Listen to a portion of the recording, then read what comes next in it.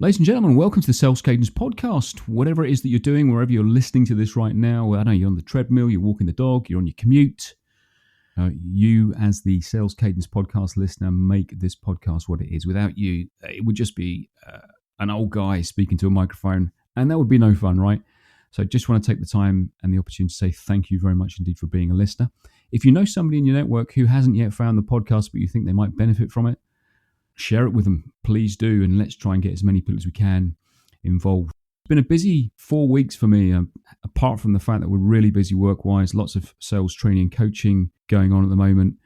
And, as we ramp in towards the back end of this year, lots of conversations already in play now with organizations that are starting to realize that perhaps 2024 wasn't quite as straightforward as they thought it would be. They're seeing it to be quite challenging and are now trying to find some way of improving their team. And I've got some conversations going with organizations that are already looking to use me in 2025. So again, if you think that that might be something that might apply to you, get in touch. A couple of weeks ago, I went up to Scotland with a really good friend of mine, a guy called Alan Henry. He's an ex-pro golfer. He's spent the last 20 years working in the sales industry. And he and I went up to Scotland to try and get him to qualify in the British Seniors Open at Carnoustie. He was the golfer. He did all the hard work. I was his caddy.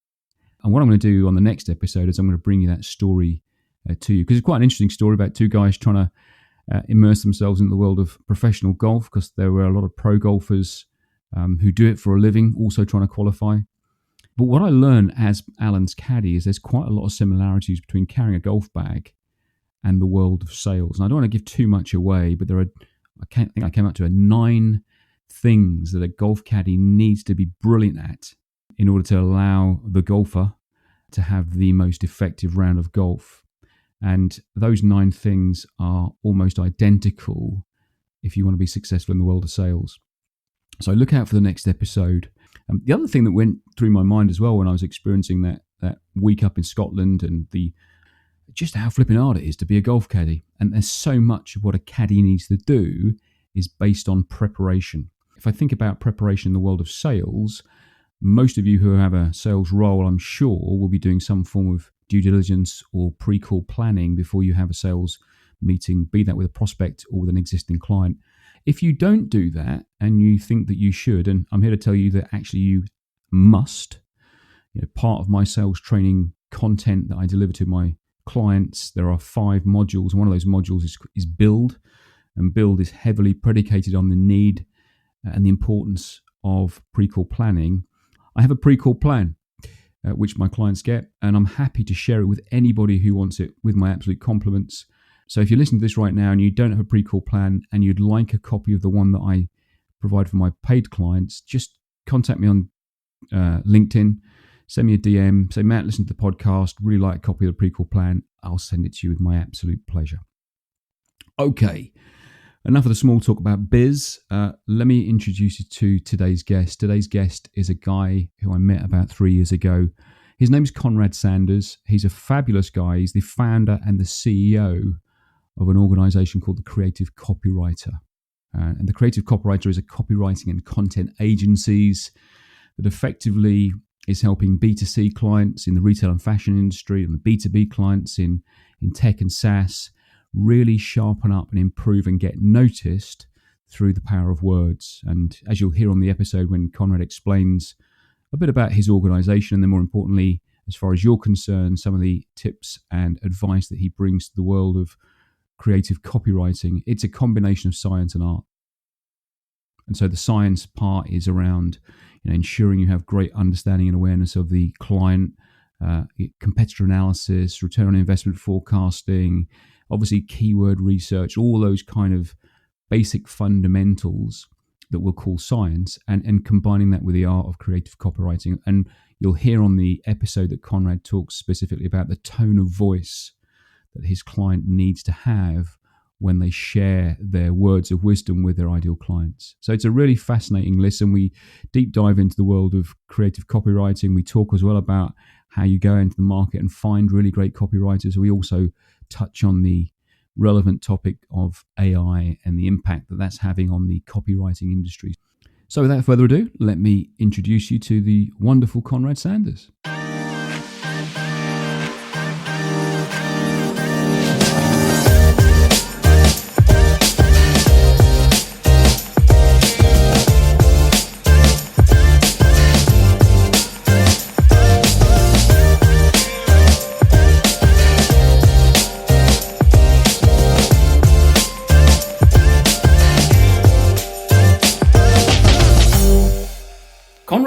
welcome to the Sales Cadence podcast, my friend. Thanks for having me. I'm excited to be here.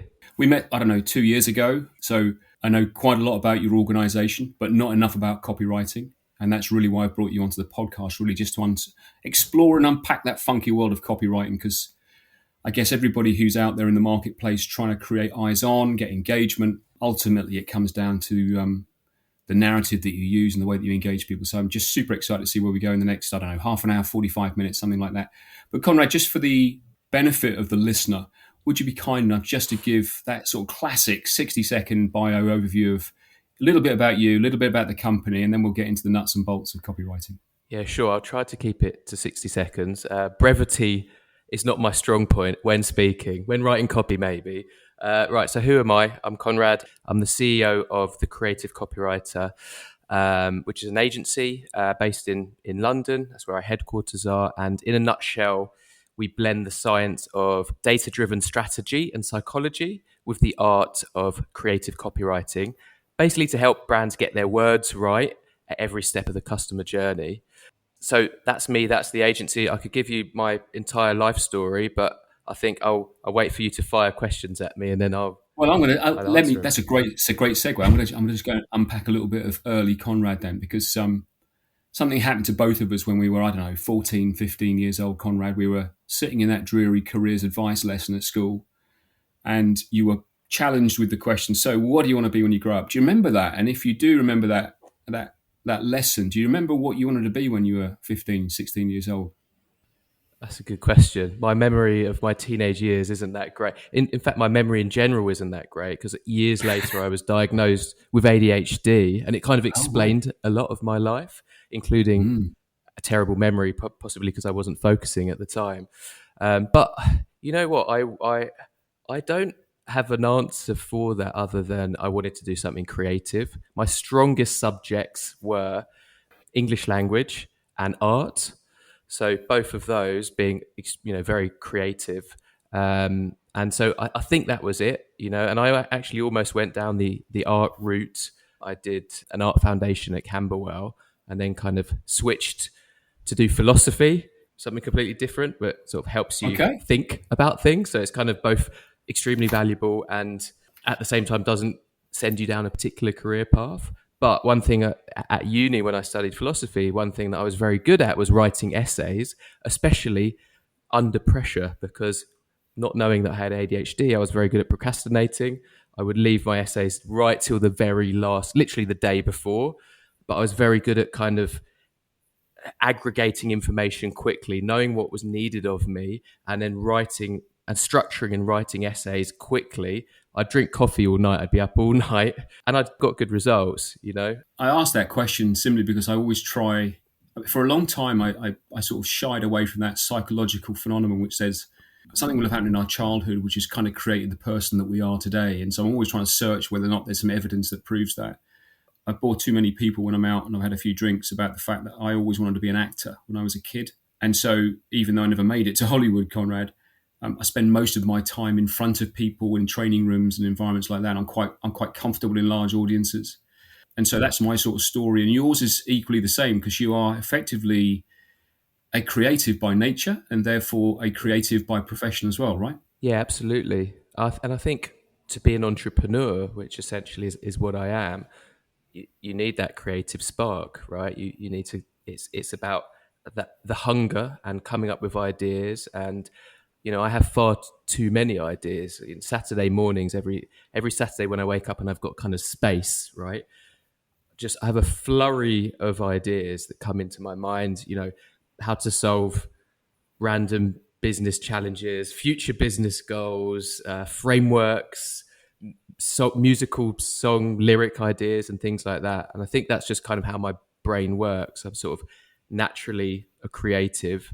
And again, I suppose that's one of the things that drove me towards not just copywriting, which is essentially an art and a science. There's obviously a lot of creativity involved there, but quite quickly going out on my own to chase that dream of entrepreneurship, rather than going, right, I want to be a copywriter and, work in-house for a company and kind of build a career there. I was hungry and I was kind of had lots of business ideas when I was young after uni, and after I'd kind of traveled in Australia and actually done some face-to-face sales as well.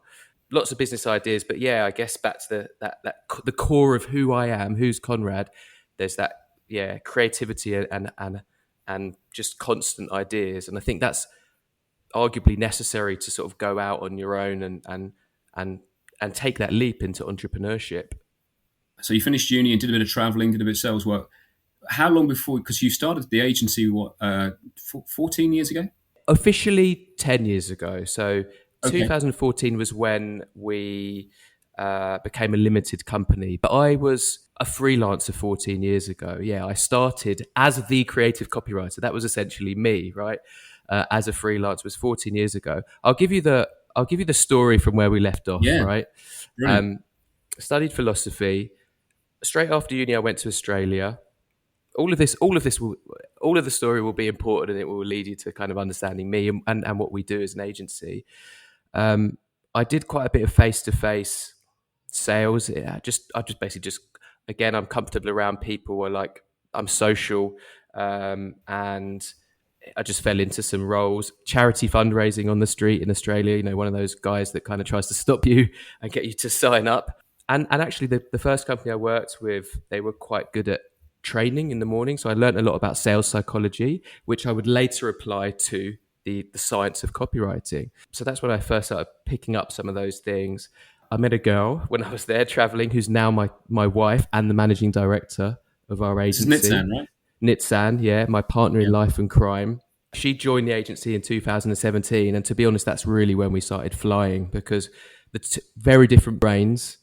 I'm the visionary and she's the integrator. So she makes it happen. And for anyone who is going down the route of entrepreneurship, I'd say get yourself an integrator. Like it's arguably necessary, at least with someone with my brain, whereas like all the ideas, you chase too many things at one go, and it's difficult to focus, it's difficult to prioritize. But someone like Nitsan is just an organizational guru. She knows instinctively how to do that, and she's a great leader, she's a great organizer, great managing director. But at the same time, she says to me she would never have had the guts to kind of leap into the unknown. That's kind of me. That's my the way my brain works, especially, and my kind of optimism with everything. So it's a very powerful combination.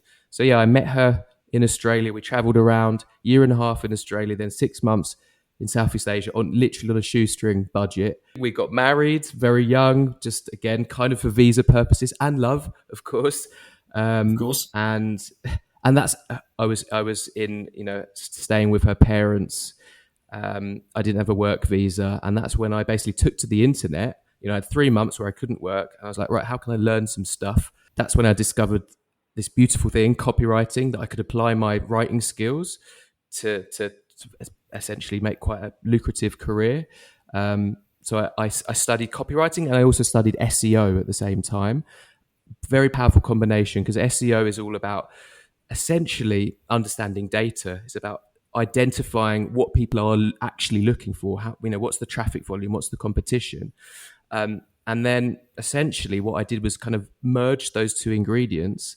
And I started, which was originally my freelancer website, which ironically doesn't have the most creative name for a copywriting agency. It's called the Creative Copywriter, but it was led by demand. And back then, 14 or so years ago, it was good to have your keyword in your domain name. And so basically I found a gap in the market. I discovered that there was a lot of traffic from around the world for creative copywriting and not much competition.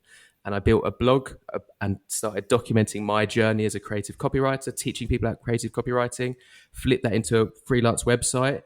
I realized I was getting lots of traffic, and I was hungry for more. So I turned it into an agency.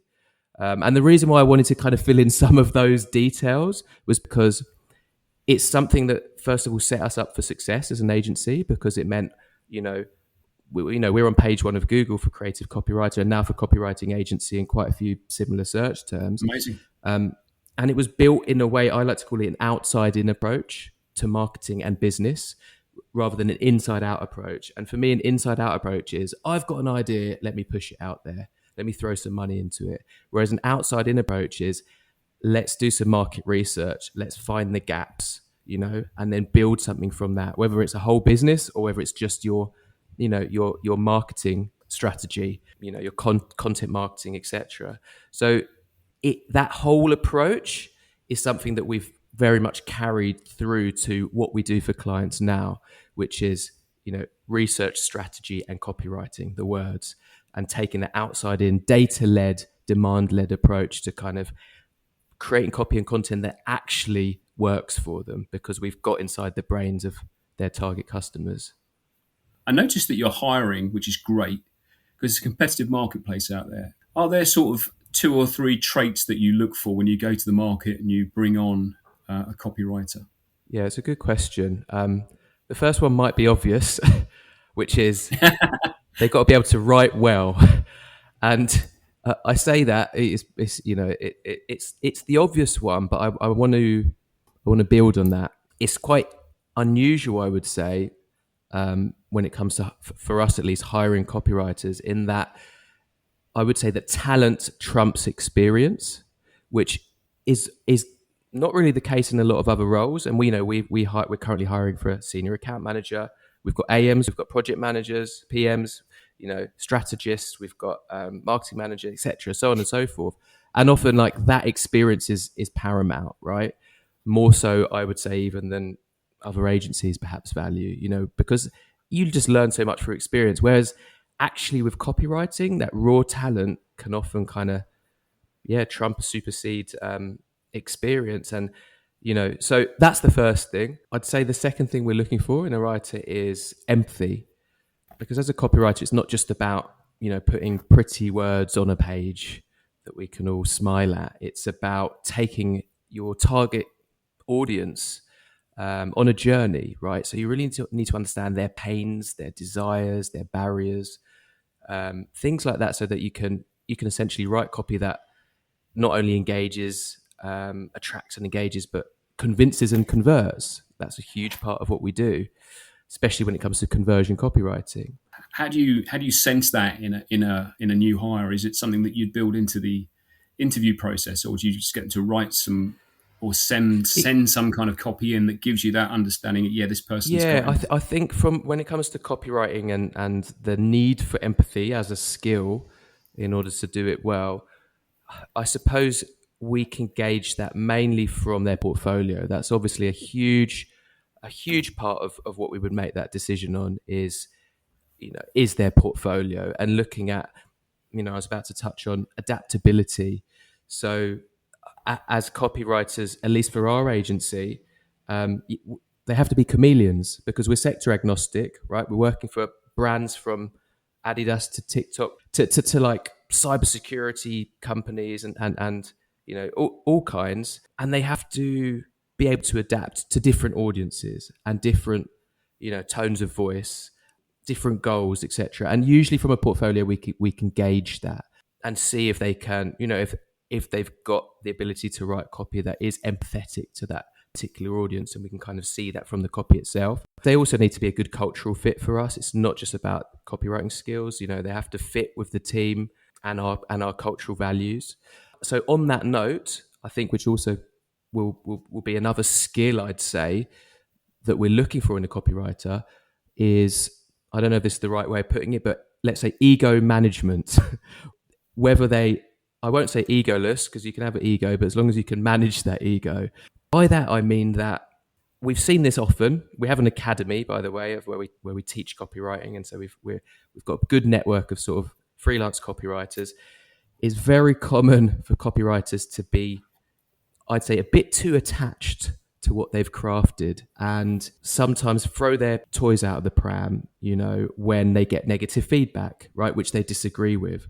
And in the end of the day, the client's satisfaction needs to trump your personal attachment to what you've created. We're a service agency. We're there to deliver what the client is wanting and looking for. And sadly, unfortunately, sometimes they don't know what's good for them. And they, you inject some creativity and they go, oh no, that's too far. Let's pull it back into the bland territory. But, that's it. We push, we try, we give them our best advice, but then you need to take it on the chin. And so you need to be able to take take feedback and work well with a team and with clients, and that's really important. In an ideal world, and I don't know if there is one, Conrad, but what we're all trying to do as entrepreneurs, we're trying to set up an organization for ourselves where we're effectively looking for, finding, engaging, and working with our ICP. Those people that get the best out of us because they bring the most out of us because they're the people that we want to work with. But I think we both know that it doesn't always go like that, and therefore there's always going to be some element, especially in the creative world that you're in, where you've got so many brilliant ideas as an organization. And if you're bringing them to a client who might not necessarily have the same bar setting as you guys, then you've got some kind of trade-off. And so I would imagine that empathy is really important to try and understand where that bar is, and then managing their own ego when they find out that the bar's got to come down a little bit. Obviously, that makes total sense. But do you often find, though, do you find that sometimes you are too creative for a client? The quick answer is yes. What we've done, we're a very, very process-driven company, very, very process-driven agency. We've got a kind of lean management approach. We took elements from Gemba Kaizen and from the EOS business management system. I won't go too much into that, but the point I'm trying to make is that when anything in the agency doesn't quite go right, we call this our oopsie thread. We have a Fleep thread. Fleep is like our version of Slack. We drop things in there, and then every 2 weeks we address them. We find the root of the issue, and we go, okay, what's the root of the issue?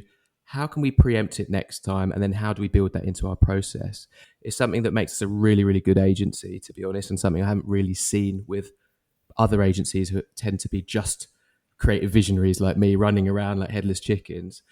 So I'm saying all that because I want to come back to your question of have we ever been too creative? And yeah, we were finding actually that, we work a lot in the B2B world. We work with big consultancies, B2B consultancies, where, I would argue that sometimes, quite often in fact, people in the B2B world conflate professionalism with robotic blandness. That's the kind of the rude way of putting it. But, and so we try to push them into more creative waters, right? Because we know that actually the reality is it's H2H. The other people on the other side of that screen are humans, right? Whether they're professional, whether they're in the B2B space, they watch Netflix, they grew up with stories, they the same emotional and psychological triggers work on them, and creativity does work if you inject a bit in there. However, as we've mentioned before, our job as an agency is kind of managing all of this, including the goals and expectations of the client.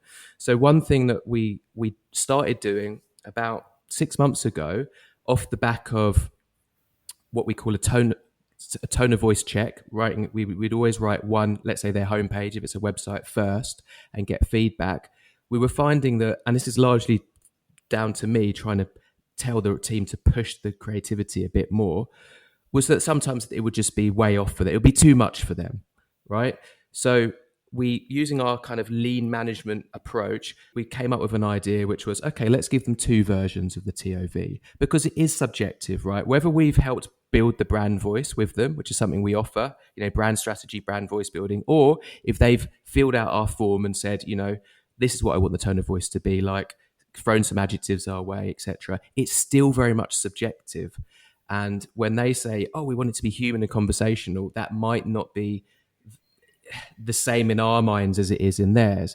So what we do now is we give 2 tone of voice options, and we've got little names for them. One is called Feet on the Ground and one's called Dancing on the Ceiling. Both of them have been written to be on brief and on brand, but there's just one where we push the creative envelope a little bit further towards the edge of the table. And so then they have the option to, strip it back or go a bit further. And, as a salesperson, that like giving people options is very clever for when it comes to decision making, because you're not giving them the option to say yes or no, I like it or don't like it. You're kind of leading them towards one route or the other. And it just, again, it preempts opinions that might not be quite the same as ours. And you know what? When they go for the Dancing on the Ceiling one, the creative spark side, we love it. Like, we're very, very happy, and sometimes a bit taken by surprise, because it's been so often that they kind of want to in their heads they want to be more creative and more conversational, but in reality there's lots of stakeholders there going, oh no, we must use these buzzwords and it's professional, and but we've created a solution for that, and we've given them options. So that options thing really actually says another thing there, which comes back to your second point about a copywriter's credentials, which is empathy, because options basically says I give a shit. It says I've thought about you. There's a number of different ways you can cut this, and so here's 2 or 3 for you to think about. So I think that also really lends itself to empathy as well. I want to just briefly touch on the wonderful world of LinkedIn, because you're very active on there. You write some beautiful copy, as you would expect. And I don't like to be too negative, because I think there's so much at the moment kicking around that can bring us all down. But I suspect there are things that you sometimes see on LinkedIn, Konrad, and you think to yourself, oh, you could have done that so much better. Are there any things, just because there'll be a lot of listeners on here who do spend a lot of time on LinkedIn and are writing copy and aren't copywriters. So is there 1 or 2 pointers or 1 or 2 things that you'd suggest perhaps don't try that? Yeah, absolutely. I think whenever you're talking about something negative, you can flip it into a positive, right? You can talk about opportunities rather than mistakes or errors. Exactly. I like to use that word when talking to new prospects, right? And I'm kind of auditing or looking at their current copy or content strategy and go, gaps are opportunities. So let's see this as a positive. So yeah, I mean, I'll start with the all too common approach, not just salespeople, just marketers and salespeople within LinkedIn and within other touch points within a content marketing strategy, which is, I like to call it proposing on the first date. LinkedIn is still full of people DMing you and just going in for the kill, right? And this is, I suppose, more on the content strategy side of things, but we like to sort of present some data whereby, on average, about 3% of your target audience are in what we call buying mode, right? 97% are not ready to buy, and you can't sell to someone who's not ready to buy. In fact, they'll probably have an adverse reaction, like when you're browsing in a shoe shop that you just kind of walked into, and the salesperson comes over, and you just desperately want to avoid them. So I think that proposing on the first date in general, going in for the kill, trying to sell. It's also remember that LinkedIn is a social media platform, right? Social being the operative word there. People are in there to be social, to communicate, to learn from each other. So I'd say being overly salesy is a mistake, and you can change that. Let's talk about the opportunity to just being more value driven, more real, authentic, having conversations as you would a friend or a colleague that you're not trying to sell to. Those are much more likely to kind of open up doors. Those are much more likely to sort of build an audience, build relationships. In the end of the day, I think LinkedIn really is about relationships. So being overly salesy is a mistake. I'd say that, as I mentioned before, conflating professionalism with kind of blandness, that's another thing. People thinking, oh, it's LinkedIn and I work for a company, so let me add some kind of industry jargon into there. And again, we are human, right? And the people at the other side of the screen are also human. And being real, authentic, and personal is a great approach. Sharing stories as well. As humans, we love storytelling. It's kind of, we're hardwired to be engaged by them. We passed culture down through generations through stories. We grew up as children listening to stories. So, sharing stories, even about your personal life. I'd see we do a bit of LinkedIn sort of copywriting training, and we've done it for some of our clients where we've worked with their sales teams and kind of flip certain things, perceptions on their head, including the fact that you can talk about your personal life. There's probably a balance there, like with all marketing, including copywriting. Balance is crucial, and some people have we've probably seen in LinkedIn have overdone it. Maybe a bit of oversharing is happening at the moment. Yeah. But at the same time, humans, people buy from people, H to H, all of that. So be real, be authentic, be you. A litmus test for writing copy, not just for LinkedIn, but elsewhere, to be honest, is would you speak like that at home? Or would you speak like that down the pub? And if not, you're probably falling into this kind of jargon trap of just putting on this weird front, this weird professional lingo that we were taught or learned at some point throughout our life, which is just unnecessary and doesn't connect emotionally in the way that you want your copy and content to. On that point, just before we move off LinkedIn, what's your general feeling? See one or two pieces of copy from people saying, the good old days of LinkedIn is over, when people writing real quality blog posts and all those kind of things where everyone would sit and read them. Have we all got information overload, Konrad? Is that what the problem is? What's your general take? If I put you on the spot and say, what do you think of LinkedIn these days? You know what? I'll be raw and honest here. Look, it's a big part of my role, right? As agency CEO, I'm kind of a glorified salesperson as well as a visionary, as well as a thought leader, right? And obviously, as a sort of content marketing and copywriting agency, thought leadership is very important. As my personal brand is a key way that we raise brand awareness and actually drive leads. So there's a bit of a love-hate relationship with LinkedIn. That's my answer. I think that, we all know also consistency is important. And I wrote a post recently where I wrote, consistency is key, and across key out and wrote soul destroying. There's an element there where it can get difficult to talk about sort of the same things over and over again and to have this pressure to be consistent. And I think there's these kind of cycles of trends within the platform whereby people get fatigued, the LinkedIn crowd get fatigued at a certain point, but then something else, it kind of shifts and changes. And over the last few years, COVID, I think, really elevated the platform. I think that's when people they had to, right? We were in lockdown. People took to LinkedIn to kind of build their personal brand. Personal branding itself has become a much bigger thing and something that we're doing more for clients as well. I think there is some oversharing, perhaps. People look at these trends. What do you mean by oversharing? You mean people are bringing their personal life too much into the platform? I mean, look, I do it, so I'm kind of like, it's a case of, but there's, I don't know if you remember the crying CEO. If you remember that, it went viral. So there's a CEO who had just had to basically fire some team members, and he took a picture of himself crying, right, tears on his face.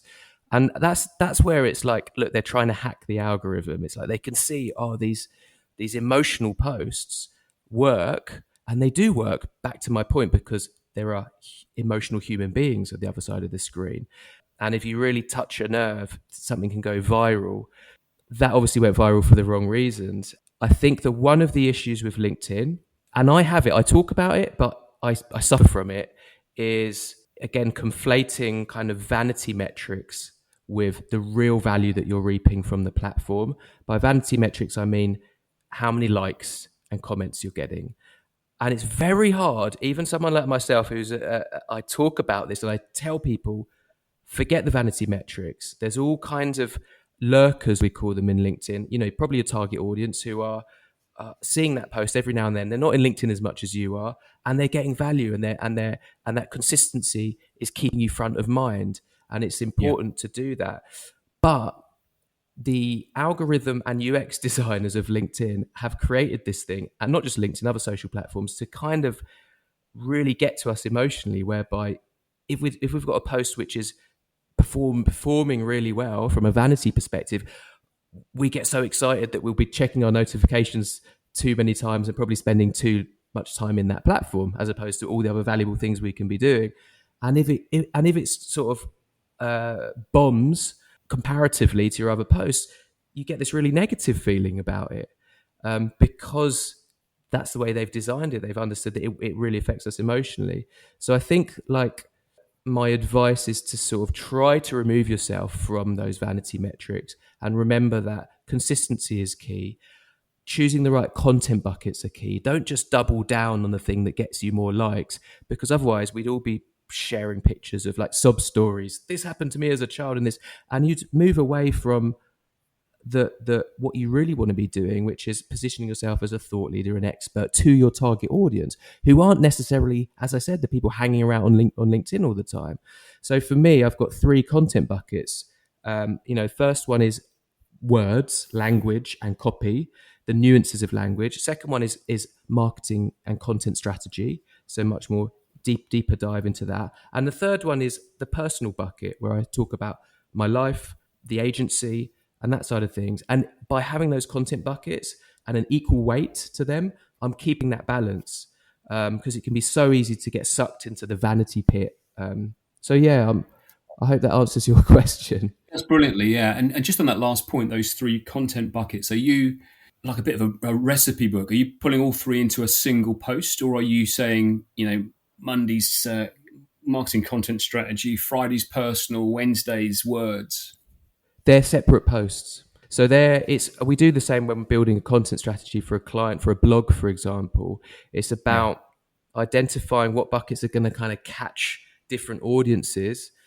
And it's like a magazine, right? An editorial magazine. They have segments, and there's something for everyone in a sense, or at least for everyone that you want to be reading that magazine.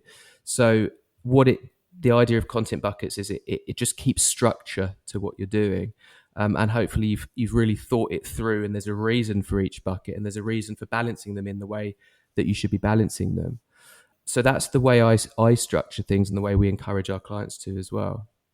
And so I just want to touch, if we can, before we shut things down, around that wonderful thing called AI. OpenAI just produced sort of Chat 4.0 of their GPT model. I didn't know, funny enough, about SGE from Google, so that's a new one on me, because I obviously did a little bit of research and found this thing. So you might want to be able to educate me on that one. But yeah, so I only really know about ChatGPT. It's been on my phone for, I don't know, 3 or 4 months. Actually, I use it quite a lot, Konrad. I've got to be honest with you. Yeah. Because it's very, very helpful, very, very useful. But, I just thought, okay, well, where are we on that whole AI thing? And I know we can go in a couple of different directions, and I think we should, as we sort of, wind things up a little bit here. I think we should perhaps explore slightly some of the more challenging sides of AI. And I'm going to ask you a question about that in a second. And then obviously I think we should look at, because there are some significant advantages.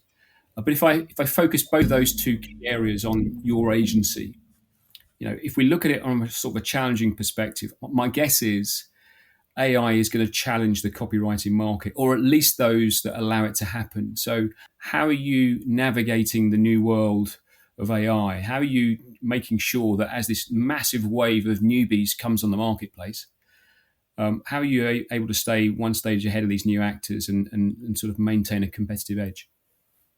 Yeah, it's a great question. We are a very forward-thinking agency, and we have sort of kept our ears to the ground for several years, because there were already tools out using GPT-3 before ChatGPT came out. I guess the beauty and the genius of ChatGPT is that it's a free tool, and the way that it's very much just a conversation back and forth, based on large language model that has trained on billions of data points. So it has a wealth of knowledge about kind of almost everything.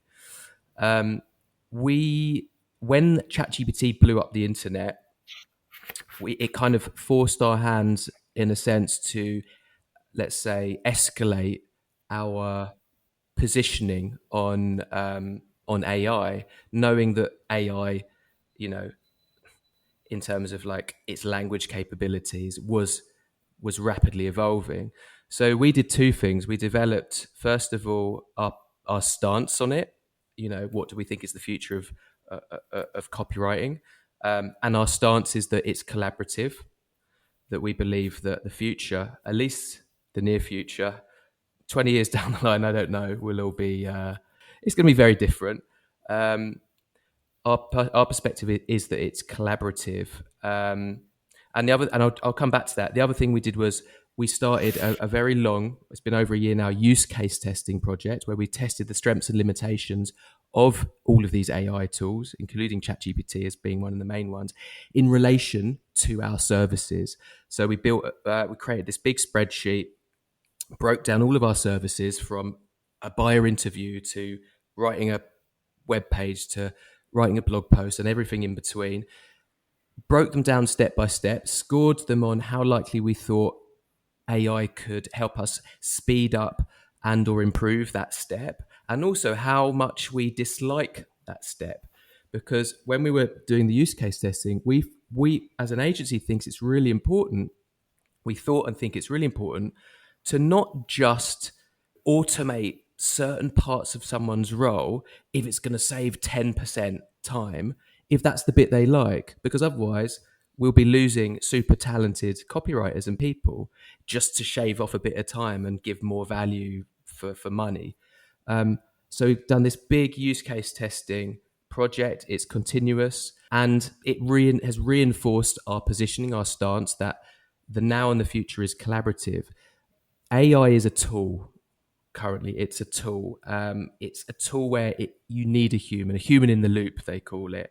And I think that, interesting, back to your question of like, has it challenged the copywriting market? Yes and no. And we're seeing like a real division here in that lots of companies we've seen have tried to use AI. And the weird thing is, often it's not the marketers or the right people or copywriters really within the company that are testing it to write copy. It's growth hackers and other people have said, oh, look, there's ChatGPT. We can create our content with it.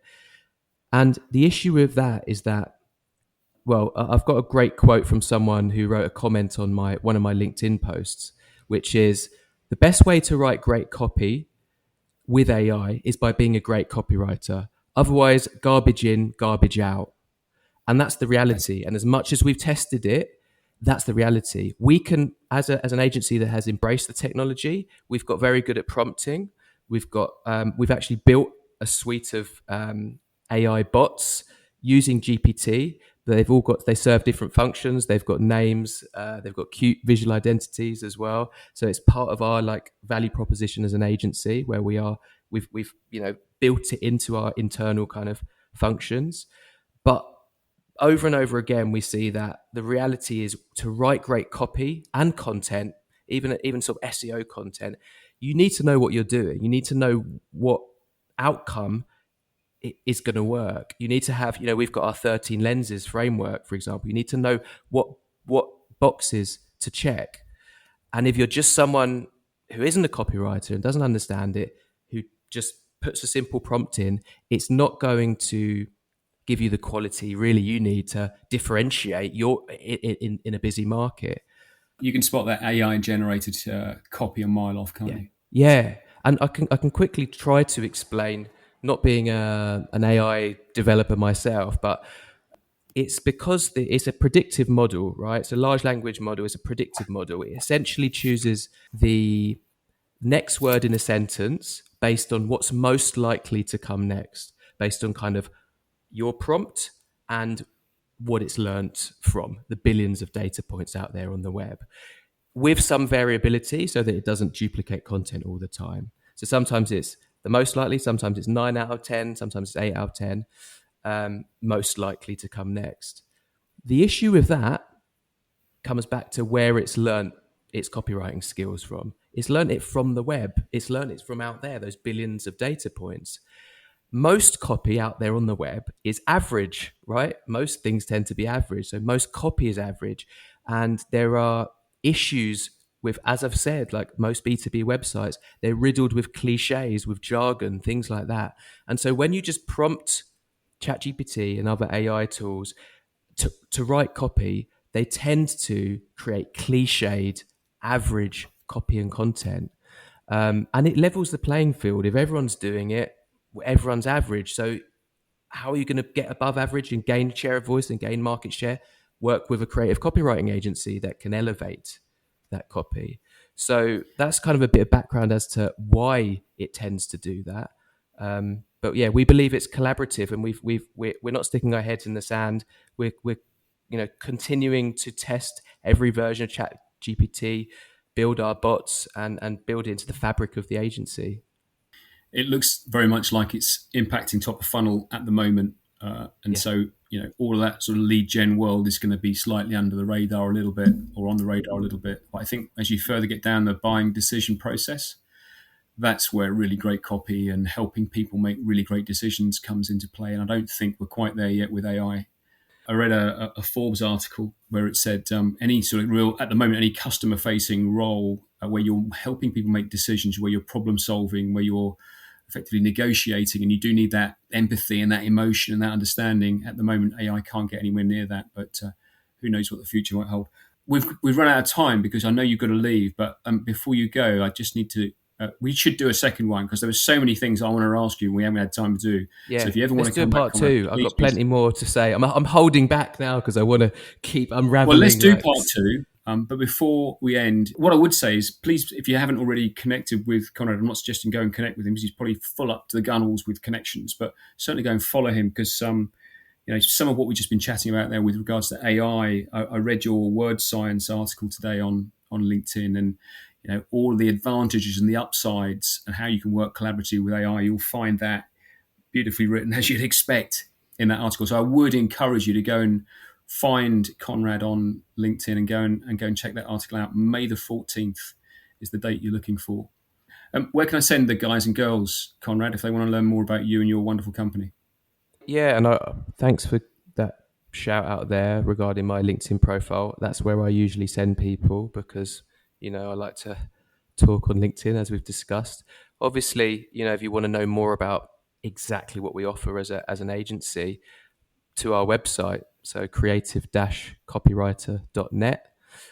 But those are probably the best two touch points. We've got a blog on there. It's quite active, as you can imagine, as well. We talk about offer selfless value and regarding copywriting, content strategy. AI is naturally a topic that's cropping up more and more. So yeah, website, LinkedIn profile are probably the best two places to find me. And the last thing I would say is if you want to see what really good copy looks like, although I'm sure you'll probably say, actually, Matt, that's nowhere near as good as it gets. But if you did decide to read that ad that Konrad's put out in his LinkedIn profile for the senior account manager, when you start to read that, that's just beautifully written as well. So it's not your standard job description, is it? It works with recruitment too. We do very well with headhunting, but by practicing what we preach and employing very good copywriting tactics. Konrad, thanks so much for coming on the Sales Cadence podcast. I'm absolutely taking you up on episode number 2. So look out for that, guys and girls. And Konrad, thank you so much for giving up your time today. Really, really appreciate it. Thanks for having me. I'm looking forward to the sequel.